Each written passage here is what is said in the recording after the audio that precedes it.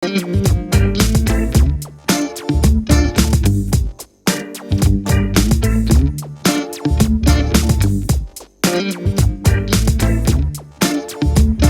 வணக்கம்.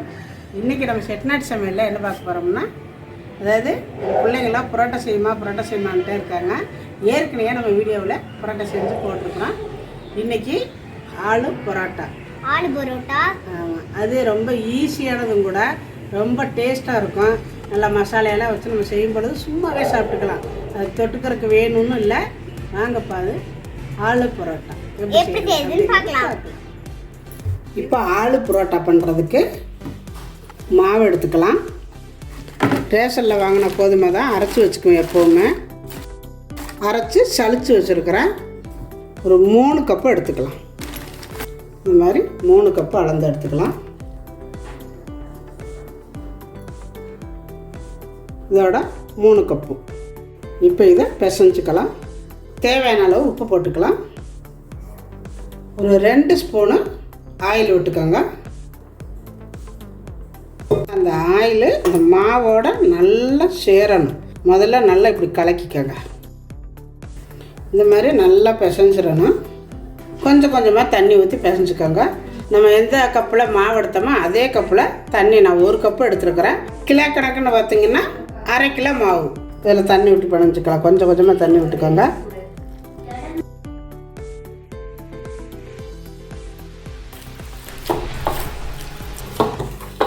இந்த மாதிரி பிணைஞ்சிட்டு கிச்சன் மடையை நல்லா கழுவிட்டு இந்த மாதிரி தொடச்சி விட்டுட்டு கிச்சன் மடையில் வச்சு தேய்ச்சிக்கிட்டிங்கன்னா ரொம்ப நல்லாயிருக்கும், ஈஸியாக இருக்கும். 3 கப்புக்கு இந்த கப்பால் 1.5 கப்பு தண்ணி விட்டுக்கணும். நான் 1.5 கப்பு தண்ணி எனக்கு கரெக்டாக இருக்குது. இப்போ இது கிச்சன் மடையில் வச்சு நல்லா பிணைஞ்சிக்கலாம். இந்த மாவு சப்பாத்திக்கு நம்ம பிணையிறதுல தான் இருக்குது. எப்போவுமே ஆல் புரோட்டாவாக இருந்தாலும் சரி, சப்பாத்தியாக இருந்தாலும் சரி, நம்ம பிணையிறதுல தான் அது நல்லா சாஃப்டாக இருக்கும். அந்த மாதிரி நல்லா பிணைஞ்சிக்கணும். இந்த மாதிரி நம்ம பிணைஞ்சிட்டு பார்த்தா நல்லா இந்த மாதிரி சாஃப்டாக இருக்கணும் மாவு. பாருங்கள், நீங்களே கை வச்சு பார்த்தாலே தெரியும். இந்த மாதிரி இருக்கணும். ரொம்ப கெட்டியாக இருக்கக்கூடாது, ஓரளவு லூஸாகவே இருக்கணும். கொஞ்சம் மேலே எண்ணெய் தடவிட்டிங்கன்னா காயாமல் இருக்கும். இல்லைன்னா வரன்னு போயிடும். லைட்டாக எண்ணெய் தடவி வச்சுருங்க. எண்ணெய் தடவி மூடி வச்சுருங்க. இது ஒரு 1/2 மணி நேரம் ரெஸ்ட்டில் இருக்கட்டும். நல்லா ஊறணும். இப்போ மாவு ஊறட்டும். அதுக்குள்ளே நான் ஒரு 5 உருளைக்கிழங்கு எடுத்து நல்லா வேக வச்சுட்டு தோல் உரித்து வச்சுருக்கிறேன். இதை நைஸாக பிணைஞ்சிக்கணும். அதாவது கொஞ்சம் கூட கட்டி இல்லாமல் பிணைஞ்சிக்கணும். இது மாதிரி நல்லா பிணைஞ்சிக்கலாம். கொஞ்சம் கூட கட்டிகள் இல்லாமல் பிணைஞ்சிக்கணும். கொஞ்சம் போல் சால்ட்டு, 1/4 ஸ்பூனு மஞ்சத்தூள், 1/4 ஸ்பூனு மிளகாத்தூள், 1/4 ஸ்பூனு கரம் மசாலா, ஒரு 1/4 ஸ்பூனு மாங்காய் பவுட்ரு. இது கொஞ்சம் போட்டால் நல்லாயிருக்கும். 2 வெங்காயம் இந்த மாதிரி நல்ல பொடியாக கட் பண்ணிக்கணும். 4 பச்சை மிளகாய் பொடியாக நறுக்குனது, கொத்தமல்லி தழை அதுவும் பொடியாக நறுக்கிக்கோங்க. இது எல்லாமே சேர்த்துக்கலாம். இது எல்லாம் சேர்த்து நல்லா பிணைஞ்சிக்கோங்க. கொஞ்சம் பிணைஞ்சதுக்கப்புறம் 1 ஸ்பூனு ஆயில் விட்டுக்கோங்க. இதுலையே மாதிரி விட்டுட்டு சேர்த்து பிணைஞ்சிக்கோங்க.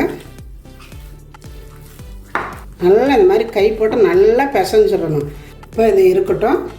இப்போ நம்ம மாவை எடுத்து உருட்டிக்கலாம். மாவு பாருங்கள் நல்லா ஊறி இருக்குது. மறுபடியும் ஒரு தட்டிக்கோங்க. இந்த மாதிரி உங்களுக்கு எந்த அளவுக்கு சைஸ் வேணுமோ உருண்டை எடுத்துக்கோங்க. இப்போ இதே மாதிரி எல்லாமே உருட்டிக்கலாம். உங்களுக்கு அந்த மாதிரி உருண்டை பிடிக்க முடியலன்னா இந்த மாதிரி நீங்கள் பண்ணிக்கிட்டிங்கன்னா உருண்டை நல்லா இருக்கும். உங்களுக்கு உருட்டுறது கரெக்டாக இருக்கும். பாருங்க, இந்த மாதிரி பண்ணிக்கிட்டிங்கன்னா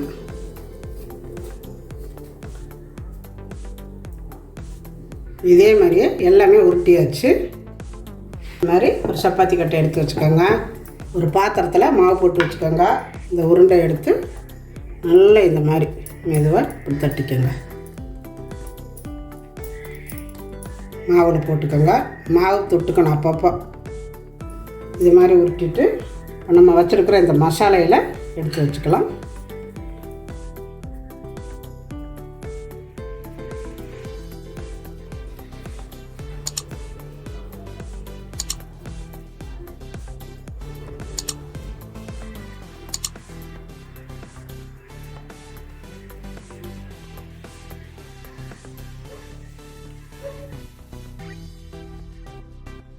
இதை எடுத்து நல்லா இந்த மாதிரி மோதகம்லாம் செய்வோம் கொலக்கட்டை, அந்த மாதிரி கூட உருட்டிக்கலாம் பாருங்க. இந்த மாதிரி உருட்டிட்டு இந்த மாதிரி அதில் இருக்கிற மேலே இருக்கிற மாவு எடுத்துருங்க. லைட்டாக மாவு போட்டுக்கோங்க. சரி, லைட்டாக தேய்க்கணும்.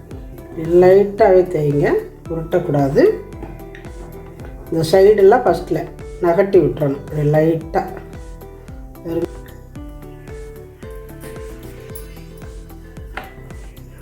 இந்த அப்படி இப்போ இப்படி உருட்டிக்கலாம். ரொம்பவும் லேசாக தேய்ச்சிடக்கூடாது, ஓரளவு பெருசாகவே இருக்கணும். பார்த்திங்கன்னா தவா காஞ்சிட்ருக்குது. தவா காஞ்சதும் இப்போ நம்ம தேய்ச்சி வச்சுருக்கிற ஆலு புரோட்டாவை அதில் வச்சுக்கலாம். ரொம்ப ஸ்பீடாக வச்சிடாதீங்க, அடுப்பை கொஞ்சம் குறைச்சே வச்சுக்கோங்க. இந்த மாதிரி போட்டுக்கலாம். லைட்டாக இதுக்கப்புறம் லைட்டாக இப்படி திருப்பி போட்டுக்கலாம்.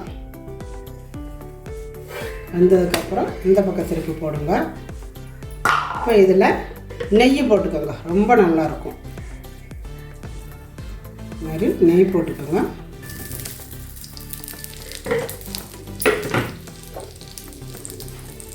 இப்படி நல்லா பொல்லுன்னு எழுந்திரிச்சு வருது பாருங்க. இப்போ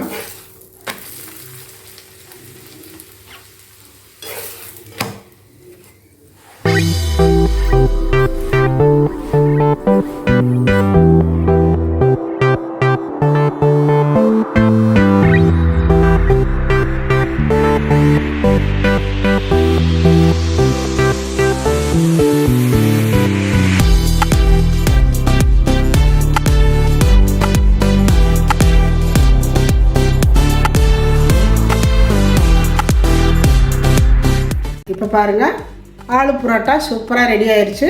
ரொம்ப அருமையாக வந்திருக்குது. செய்யவே எல்லாம் சாப்பிட்டாங்க. இவ்வளோ தான் எனக்கு மிச்சம் வந்திருக்குது. எல்லாம் நல்லாயிருக்குன்னு எல்லாம் பிச்சு சாப்பிட்டாங்க. தொட்டுக்கிறதுக்கு எதுவுமே செய்யலை. நான் ஏதாவது செய்யலான் இருந்தேன், அதுக்குள்ளேயுமே எல்லாம் சாப்பிட்டுட்டாங்க. எடுத்து ரொம்ப நல்லா இருக்குமான்னு, சூப்பராக இருக்குதுமா, நல்லா சாப்பிட்றதுக்கு அவ்வளோ நல்லா இருக்குது, பஞ்சு மாதிரி. இதில் நான் பிச்சு காட்டுறேன் பாருங்கள், எப்படி இருக்குன்னு. சூப்பராக இருக்கும். நல்லா பிக்கும் பொழுது அவ்வளோ சாஃப்டாக இருக்கும். இப்போ பாருங்கள், உள்ள மசாலையோடு எப்படி இருக்குன்னு ரொம்ப அருமையாக இருக்குது பாருங்கள். பிக்கும் பொழுது நல்லா லேயராக வருது பாருங்கள். நம்ம அமுத்தி தேய்க்கும் பொழுது நல்லா பூரி மாதிரி எந்திரிக்கும். இந்த மாதிரி இருக்கணும் உள்ள பாருங்கள், ரொம்ப அருமையாக இருக்குது. இதே மாதிரி நீங்களும் செஞ்சு பாருங்கள். செஞ்சு பார்த்துட்டு எப்படி வந்துச்சுங்கிறத எனக்கு கமெண்ட்டில் சொல்லுங்கள். இந்த வீடியோ பிடிச்சிருந்தா லைக் பண்ணுங்கள், ஷேர் பண்ணுங்கள். செட்டிநாட்டு சமையலுக்கு சப்ஸ்கிரைப் பண்ணுங்கள். நன்றி. வாழ்க வளமுடன்.